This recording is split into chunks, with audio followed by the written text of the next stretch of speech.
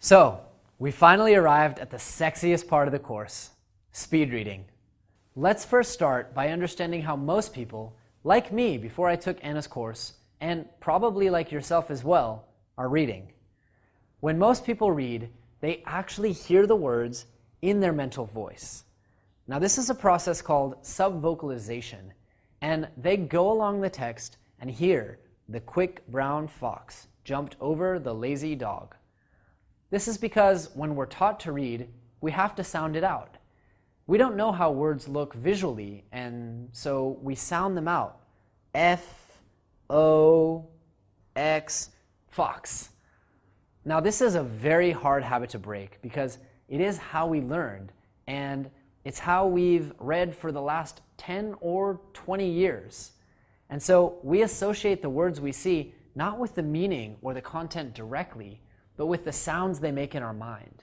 And then we translate those sounds into meaning or content. Like we've learned already, this is hugely inefficient.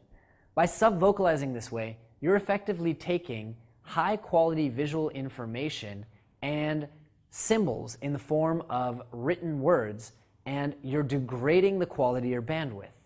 If you think about it, it's sort of like trying to describe a picture to your friend over the phone rather than just showing them the picture so they can see it for themselves. Now, the maximum speed that any subvocalizing reader can attain is about 250 words a minute. Speed reading, however, starts at about 450 words per minute, roughly double that.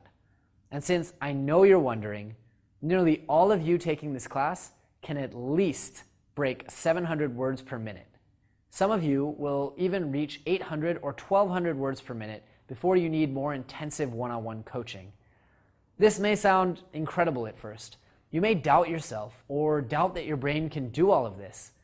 Now, if that's the case, let me ask you this. Have you ever had a great idea pop into your head and instantaneously you understand the idea in its entirety before your mind even has the opportunity to try and form words around it? I mean, think about the fact that the symbol for a new idea is a light bulb. Most likely because a new idea hits you at the speed of light and it's instantly formed in your head in a fraction of the time it would take to describe it verbally. Or how about this?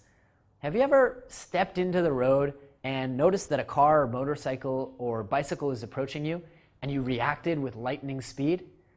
You see, in that type of scenario, your brain was not only able to assess the speed and trajectory of the incoming threat, but also to weigh all of your options and to make a decision and then to communicate to your body the best course of action.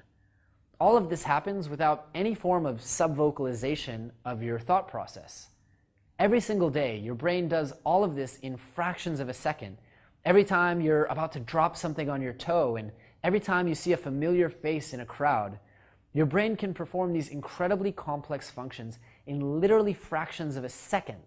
In fact, neuroscientists have recently discovered that even though it takes a bit longer to process, your brain requires only 13 milliseconds to recognize an image. That's 0.013 seconds. And you're worried about understanding a bunch of visual symbols on a page a little faster? Nonsense. Beyond all this, when you lean on subvocalization during reading, you'll be much more easily distracted and you'll have a lower comprehension and retention. This is because there are three things happening at once, like we said earlier on in the course.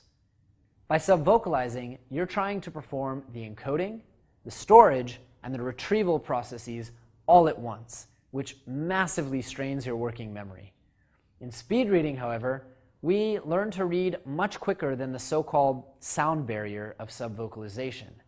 This necessitates that we use a more efficient process for absorbing the visual information. We suppress that inner voice, and instead we start to recognize words for what they are: visual symbols. We also break apart the three processes of memory: encoding, storage, and retrieval. You may remember that we explained this with the metaphor of washing one shirt at a time. Here's a quick overview of how we're going to learn to read differently. First, we're going to absorb the information and encode it using rapid, efficient versions of something called saccades. From there, we'll train our minds to quickly and automatically store information into our short-term memory, and to prime it for long-term memory using emotionally significant markers or reference points. Now, we've covered that already. Finally, we take periodic pauses at the end of pages or chapters, like we mentioned before, and we perform retrieval. Retrieval, or playing back the markers and reviewing them, convinces the hippocampi to move the most detailed information possible into the long-term memory and to maintain it while it's there. By breaking this process apart into 3 separate steps, our entire learning and reading process becomes both more efficient and more effective. As you can imagine, there are a number of steps we need to follow in order to perform this somewhat delicate untangling of the 3. But don't worry, we're going to deal with that in the next lectures.